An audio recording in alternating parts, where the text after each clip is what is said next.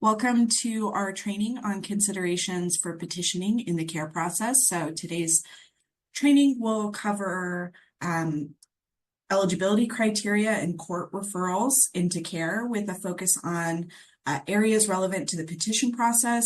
But most of our time will be spent talking about considerations and strategies with regards to the petition process and care. So this training is specifically targeted for county BH agencies. That said, this content may be helpful for courts and counsel, family and peer organizations, volunteer supporters, and other stakeholder groups involved in care. We do have specific resources for those family members who are interested in the petition process. So if you're a family member and you would like more information about filing a petition, there are some great resources available to you through self-help centers.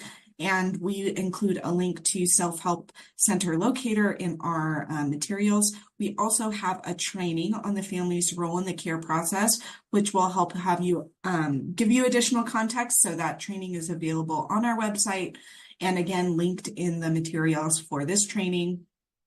And we want to thank our counties, Glenn, Tuolumne, Orange, San Diego, and Los Angeles for contributing thoughts about the petition process that we've included here, including some problem-solving strategies that they've implemented to overcome some challenges that have arisen in the petition process. So we're grateful for them for sharing their lessons learned as they've begun to implement care.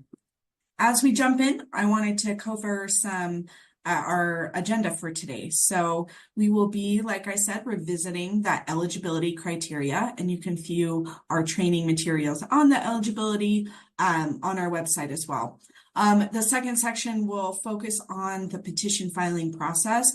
We'll discuss eligible petitioners, go over the who, what, and where of filing, and also discuss practical, cultural, and accessibility considerations for petitions, focusing on some of those problem-solving approaches that have been effective in counties. So let's look at our learning objectives for today. The goal is that by the end of the session, you'll have an increased ability to understand eligibility criteria in the petition process, identify potential pathways to access care, understand the petition filing process, and identify and address practical considerations related to petitioning. I want to introduce our speakers today. We're pleased to be joined by Dr. Deborah Rose, an associate principal with Health Management Associates, who is a licensed clinical psychologist with a history of designing and scaling initiatives in behavioral health services, and also Leela Kapoor, who is a contractor with HMA and has more than 30 years of public service as an attorney representing Los Angeles County and the City of Los Angeles, and has experience as a counsel for the county's Department of Health and Mental Health.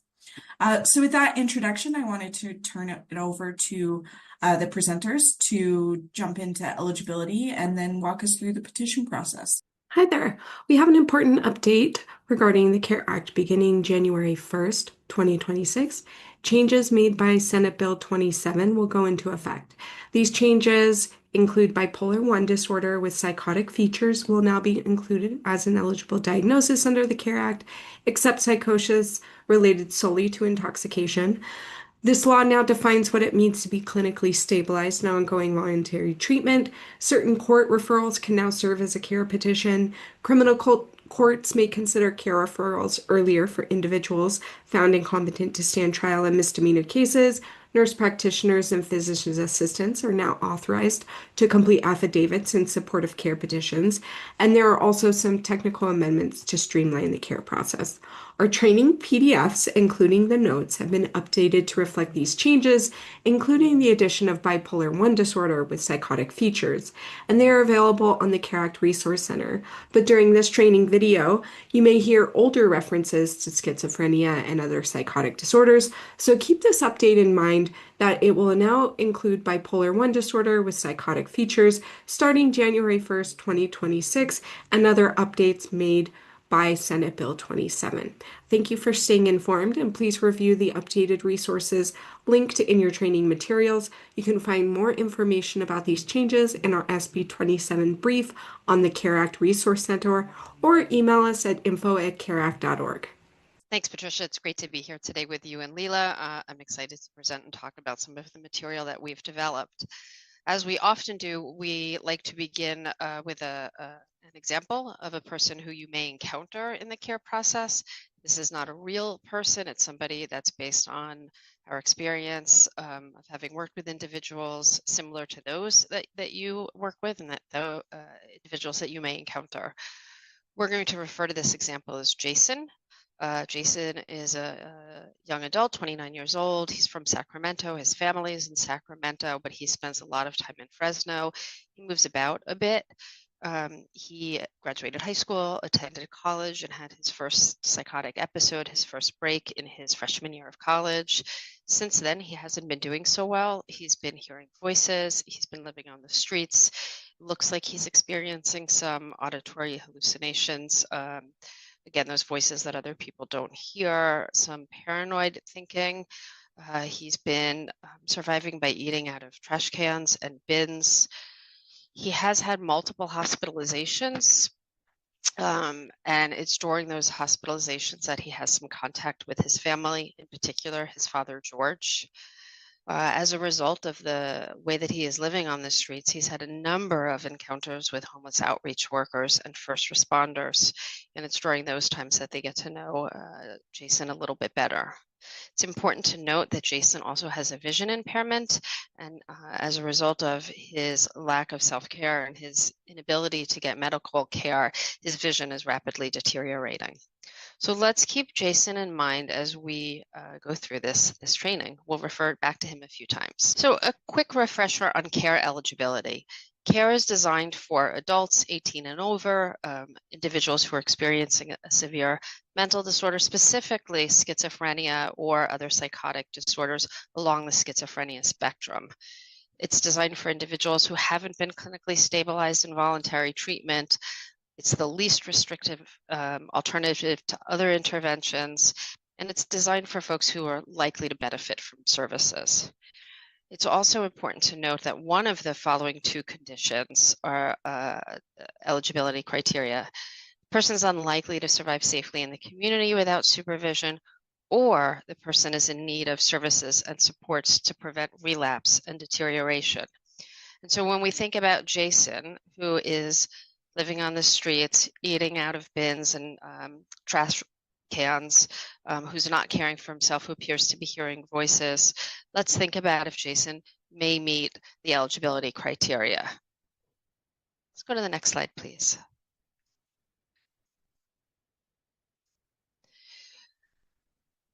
Important to note as we talk about eligibility that ultimately it is the judge who makes the determination if a petition shows that the individual meets or may meet criteria. So let's talk a bit about what we know about Jason and the questions that we would ask ourselves in the petition process. Are his symptoms severe and persistent? Well, it appears that Jason is responding to internal stimuli. He seems to hear voices that other people don't hear.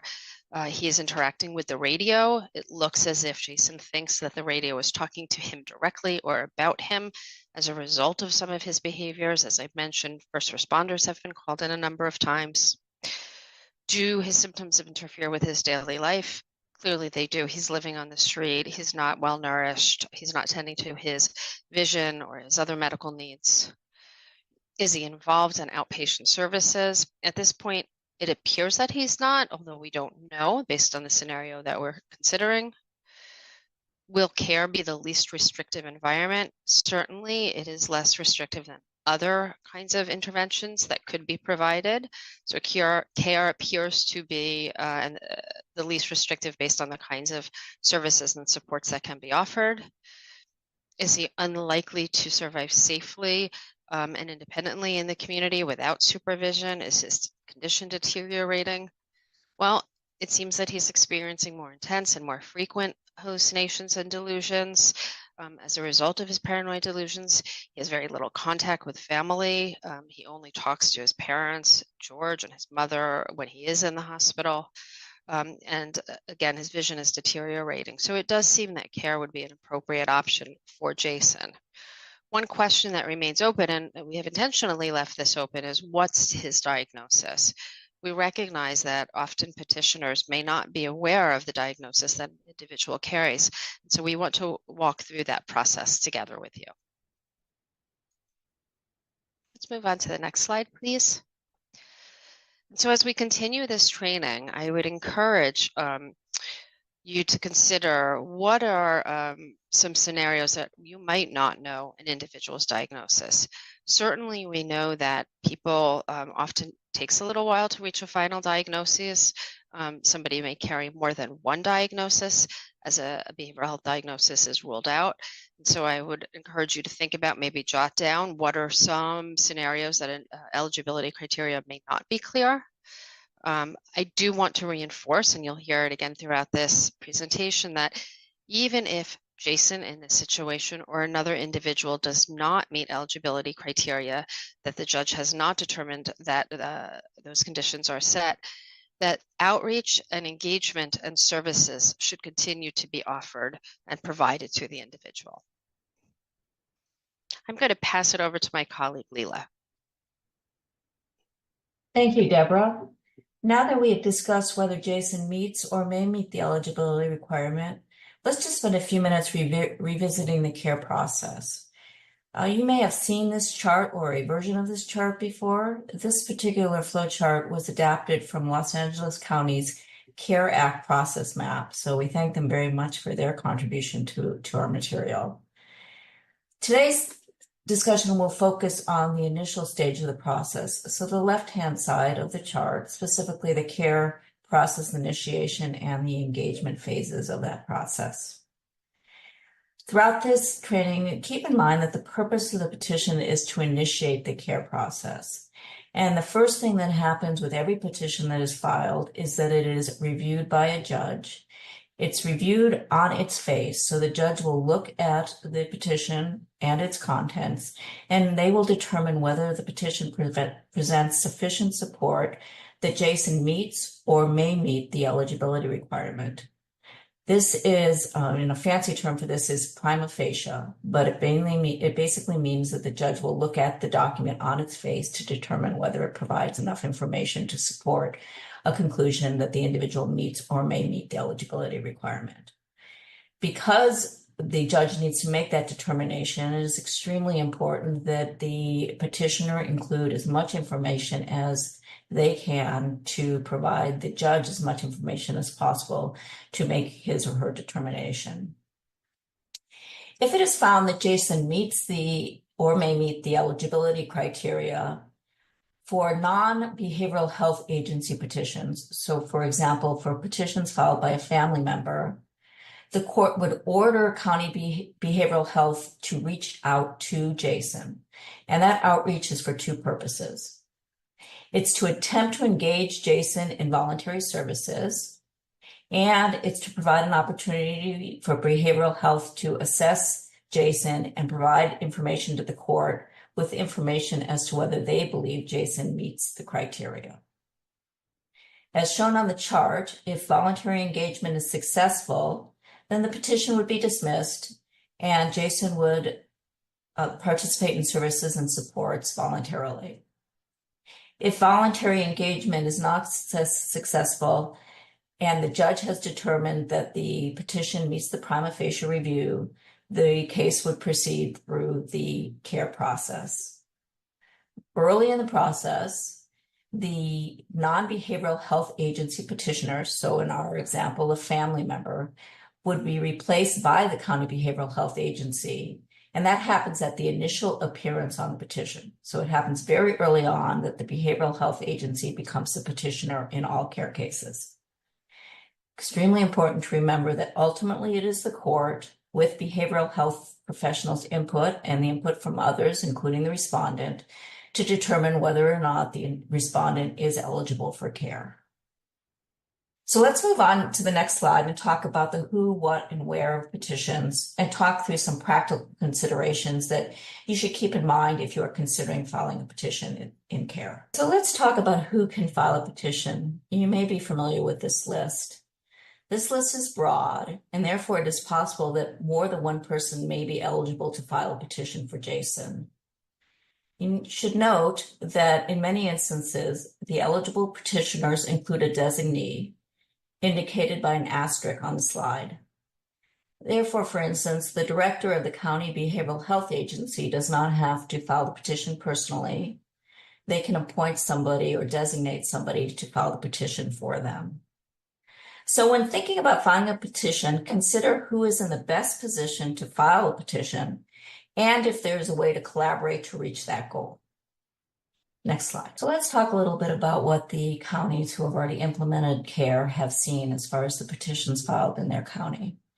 What they're telling us is that many of the petitions are being filed by family members. They're seeing petitions filed by the county behavioral health agency upon referral from the LPS or the conservatorship court. And we'll talk about the relationship between CARE and conservatorship courts a little bit later on in the presentation. They're seeing petitions filed by county behavioral health upon referral from a first responder. And they're seeing petitions filed by respondents themselves. They're filing petitions on their own behalf. Primarily, these individuals are persons in custody. And presumably, they're filing these petitions with the assistance of counsel so as to create a pathway to services once they are released from custody. Notably, what we're not seeing are petitions being filed by hospital settings, and that was something that was expected but has not yet happened. We have also heard from counties that collaboration between the county behavioral health agency, law enforcement, first responders, county social service agencies, and private providers is a very effective way to make decisions around the petition filing process, as well as proving very effective in all stages of the CARE process. So one of the things that you're going to hear later on about is collaboration and how important it is for collaboration, again, among the county agencies, as well as with family members.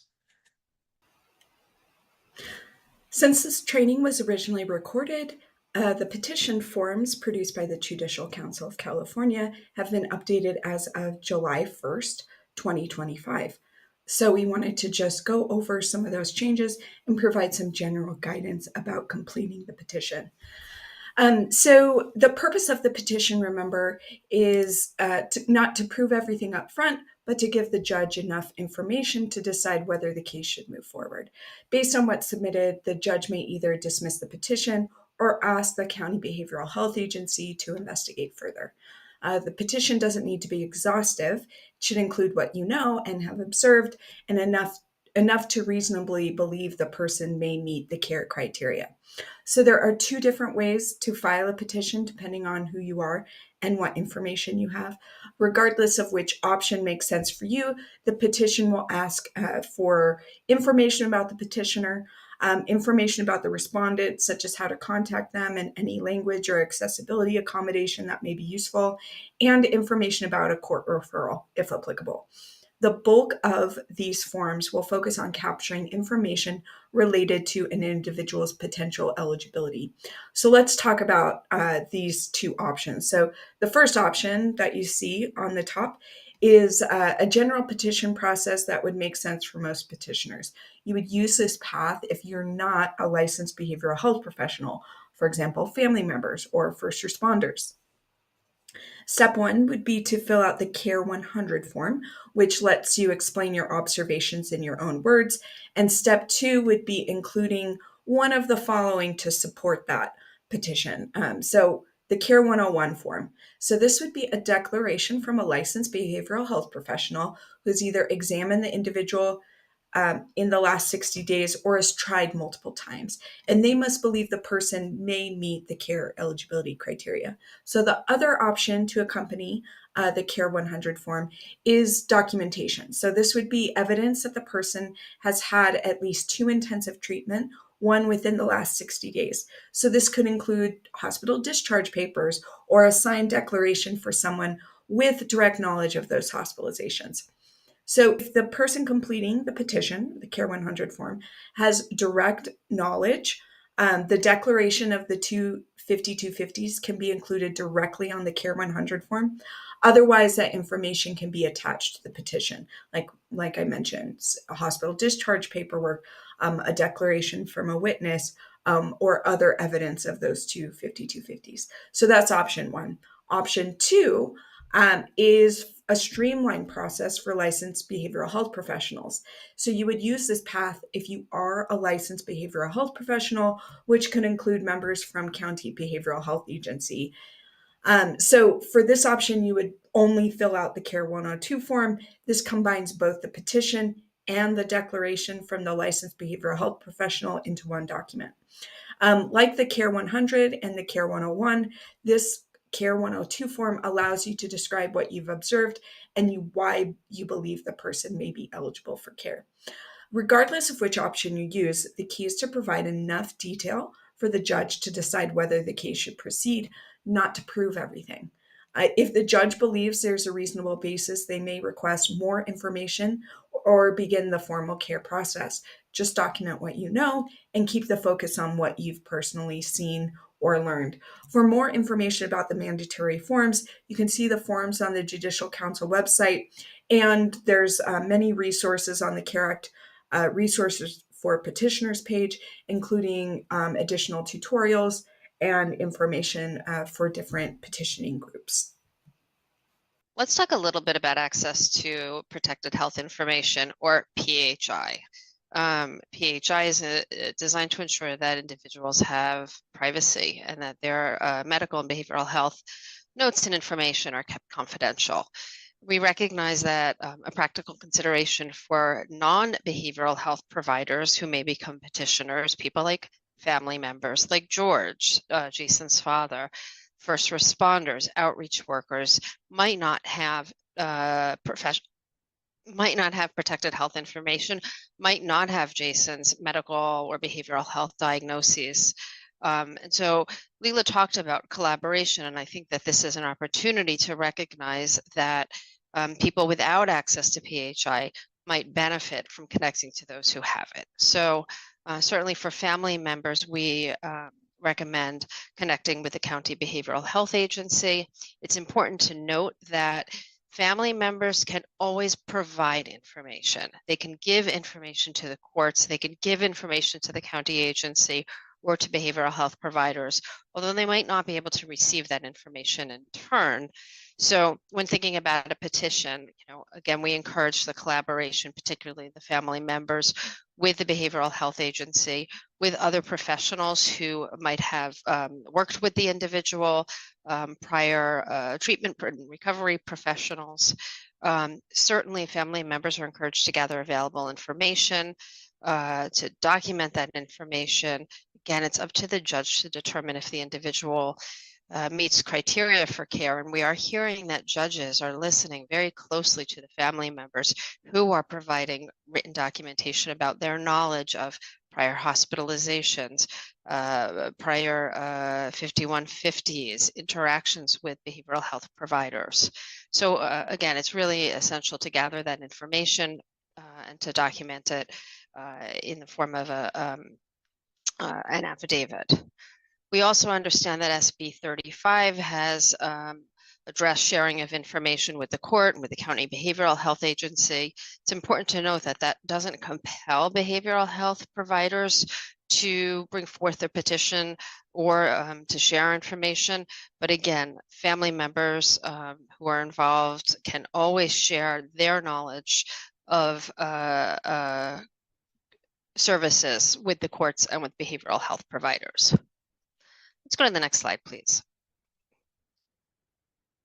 So when thinking about a petition, Leela has talked about this long list of people who may be eligible: petitioners, agencies, organizations, individuals. It's really important, again, to consider collaboration. Who's the best person to bring forth a petition? And so when you consider determining who who that individual or who that organization may be, there's a couple things to consider. We've talked about George, the father who has had some contact with his son while he's in the hospital. That may be an opportunity to document the dates of hospitalizations, the locations, what kinds of services were received. First responders, we've talked about outreach workers, homeless outreach workers, and first responders interacting with the individual. Might have difficulty obtaining diagnoses, but certainly can provide supportive information. They may work with the behavioral health agency. And then we recognize that, again, people are petitioning on their own behalf. Leila has mentioned that we're hearing about individuals who are in carceral settings bringing forth petitions with the help of an attorney. They may be able to provide really relevant information leading to the CARE petition. Leila, I'm wondering if you could talk a little bit about geography. Sure. Thank you very much, Deborah. So we talked about the who and the what of a petition. Let's spend just a couple of minutes discussing where a petition can be filed. By law, you can file a petition in one of three places. You can file a petition where the respondent resides, so their county of residence. You can file a petition where the respondent is found, so where he is located, or you can file a petition in a county where the respondent has a court proceeding, whether it be a civil or a criminal court proceeding. So in many cases, such as with Jason, there may be more than one county which would be appropriate to file a petition. So what do you think about when you're trying to determine where to file the petition? You may want to consider where the respondent is most likely to be located. Obviously, locating the respondent for purposes of engagement and participation in the process is critical. You may want to think about where the respondent most likely will have access to the services that they need. Where does the respondent have the strongest support system? Where has the respondent had prior contact with behavioral health services? Or where does the respondent have a sense of inclusion and acceptance in the community? All of these considerations are aimed at determining the county in which the respondent is most likely to successfully participate in the care process. So let's think about Jason for a second. Jason's county of residency is Sacramento. He was located and apparently spends a significant amount of time in Fresno. So one of the questions you may ask is, has he expressed a preference? Has he expressed that he prefers Fresno over Sacramento? You may want to consider where he was most recently treated. Was he successful in any way in that treatment? Does he have a connection with a behavioral health provider or peer support specialist in a particular area? Has he utilized shelters or housing resources in a particular area? Or has he ever mentioned family or friends or other supports in a particular area? Again, with the goal of determining where he is most likely to be successful in a treatment plan. So moving to the next slide, the CARE Act establishes three referral pathways that can lead to the petition being filed. So we discussed petitions being filed by eligible petitioners. Pursuant to the CARE Act, there are three court referral processes that can initiate the CARE proceedings. The first is the misdemeanor and incompetent to stand trial. The acronym is MIST. And in that instance, the court can refer the individual to CARE. The court makes the referral, but the county behavioral health agency files the petition. If the individual is accepted into CARE, the charges are dismissed. The second referral is assisted outpatient treatment. Again, the referral is made by the court, and the county behavioral health agency is the petitioner. And the third is the LPS conservatorship. So in that instance, the referral is made by the court, and the conservator or the proposed conservator is the petitioner. Let's talk a little bit about the relationship between the conservatorship, court, and CARE. There is a misconception that the CARE Act provides a referral from CARE to LPS. This is not true. The CARE Act allows for a referral from LPS to CARE, but not the other way around. However, what the CARE Act does do is it provides that if a respondent fails to successfully complete their CARE plan, and it's a CARE plan, not a CARE agreement, and all the services and supports have been offered to them, So they had an opportunity to complete the plan, but for some reason they did not.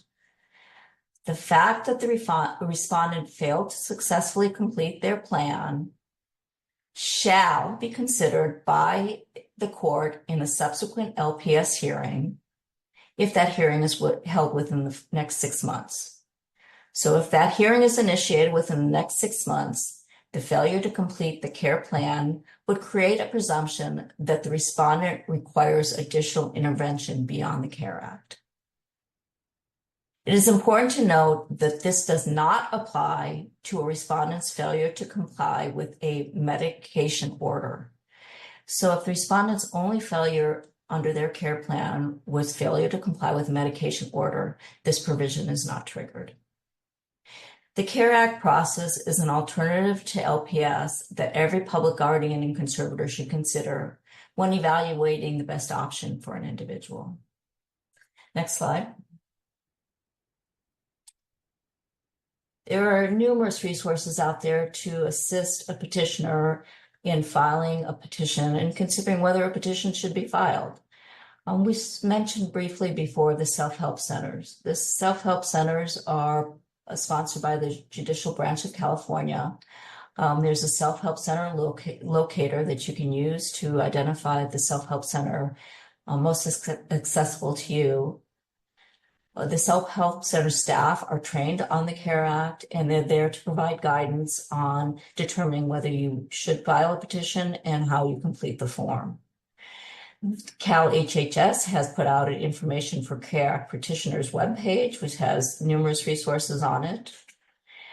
The Judicial Branch has produced the CARE 100 form, which is a 2-page primer on filling out the petition. And NAMI's CARE Act webpage has videos and other information for petitioners. We understand in the coming months, they will be putting out additional training videos on their webpage. So those are all excellent resources to assist you if you are looking into filing a petition. Next slide. One of the questions that we hear a lot is, what is my role after I file the petition? And this is as to family members or non-county BH petitioners. Let's talk about family members in their ongoing role. As we discussed before, once a petition is filed by a family member, very early on in the process, the behavioral health agency is replaced in as the petitioner. The original petitioner, the family member, can be present and may make a statement at the initial hearing. After that point, however, their participation is limited. The court may assign ongoing rights of notice to the original petitioner. That's at the court's discretion. And what that means is the petitioner may receive notice of future hearings. That does not mean that the petitioner would be allowed to participate in those proceedings, but it would give them an opportunity to at least track the progress of the care proceedings. If the respondent consents, the court may allow the original petitioner to participate in the respondent's care proceedings. Again, this is up to the respondent. Respondent has to consent to that participation, and the respondent can dictate the extent of the participation. And finally, the respondent may select the original petitioner as their volunteer supporter. What this means, again, is at the respondent's discretion, and if they select their family member to serve as their volunteer supporter, that individual can continue to participate in the process to the extent that the respondent would like them to. Next slide. Let's talk for a minute about strategies for serving the petition. It is the behavioral health agency's responsibility to serve the petition, but you need to keep in mind that serving the petition may be their first contact with the respondent, so it needs to be approached thoughtfully. What we've heard from the counties who have already implemented the CARE Act is that they have discussed different strategies and different sequencing on how to best serve the petition. We're hearing that some counties are employing what they're calling rapid serve, which means that they are both serving the petition and engaging the respondent at the same time. They believe that because they have the right people there, they have the right team of individuals present, and they've located the respondent, they want to use that opportunity both to engage the individual and serve the petition. Other counties have determined that they would prefer to engage the respondent first and then serve later so as to establish a relationship before providing them with the legal documents. We've heard that the teams are composed differently. County behavioral health staff is often included, outreach workers, sometimes peer supporters, respondents' attorneys if they've been appointed already, and then law enforcement. Would stress that we've heard that if law enforcement is to be present, they would prefer that they were in plain clothes as opposed to uniformed. Many of the counties have stressed that they found it helpful to have a peer present when serving the client. Let's move to the next slide. Deborah, do you want to speak a little bit about the cultural and accessibility considerations when filing a petition? Yeah, thank you, Leila. So let's talk about those items. And I think it's important to note here that the slide talks about accessibility and cultural considerations with family members, but it applies to the individual, the respondent as well. So a few comments to consider is providing petition forms, information, education in multiple languages, in a language of an individual's preference. Some folks might benefit from adaptive technology, and certainly account for all of the reading levels of the people that you're working with. In Jason's case, he has a vision impairment, and we might consider large print or braille if it was requested in forms and other information. Some individuals might benefit or request interpretation services, and whether that's done remotely or in person. We mentioned remote, and certainly use of that kind of technology may be preferred and more convenient for some people working with the courts and the behavioral health agencies. In some cases, individuals may not be as comfortable with technology and would benefit from having somebody to assist them in that process. A few other ideas are services outside of traditional hours, perhaps evenings, weekends, and then certainly offering and embracing a trauma-informed approach when working with petitioners and with individuals. It's a difficult process for family members, and it's just important to ensure that behavioral health agencies and that courts are providing these kinds of supports in a culturally responsive manner. We have offered trainings previously on cultural humility and trauma-informed care, and so we refer you back to those for more education. Let's go to the next slide, please. We like to talk through some of the things that we've learned. We've talked about who may be an eligible petitioner. We've talked about some of the required information. We've discussed assistance that people can receive, the petitioner's role after the petition is filed. So let's think about what this might be like using Jason, our example. And in this case, let's talk about the who. Leila, we talked through maybe several petitioners who might be identified for Jason. First responders, family members, a hospital, a behavioral health provider.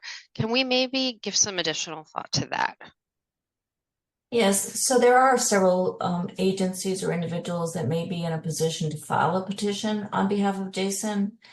But based on what we know of both Jason and his father, George, it seems that a likely petitioner would be George. George lives in Sacramento, so a different county from where Jason is located.